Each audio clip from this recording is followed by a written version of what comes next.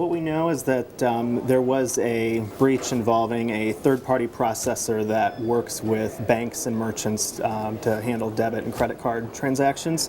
The company's called Global Payments, and they are a third-party processor that would handle those transactions for their clients.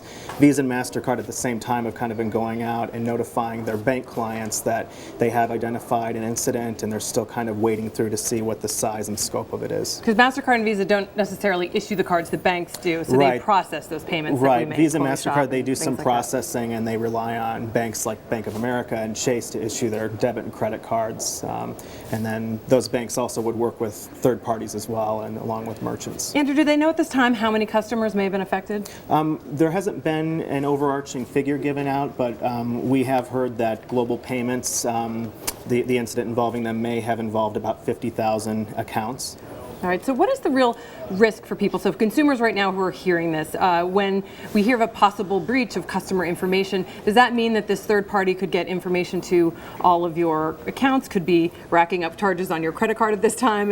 What does it mean for customers? It depends on the type of data that they've been able to get. In some instances, you might get enough information where you could create counterfeit cards and then go charge up fraudulent transactions on those accounts. We don't know if that's how much data that's been breached, but certainly the banks are going to be monitoring this to make sure that their customers aren't at risk, and if it rises to the level that they feel that there is fraud, they may take steps to protect customers by reissuing cards and putting fraud alerts on their accounts.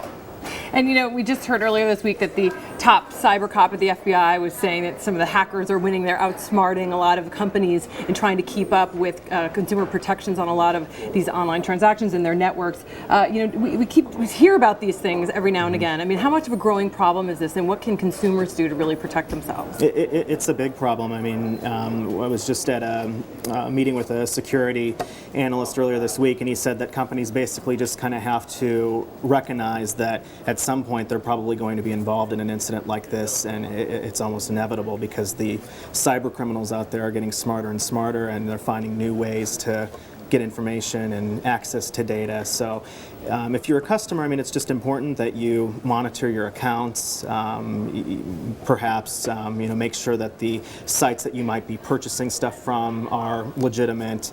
There's some common sense things that you can do. And from a corporate standpoint, MasterCard stock right now down 1.24%. On the consumer front, if somebody has a MasterCard or a Visa in their wallet right now, what steps should they be taking? Should they be calling their banks?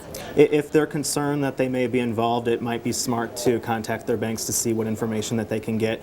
The banks, are very proactive about this as well, and if they feel that their customers at risk, they're going to be reaching out to them, and most likely some of them have started to do that.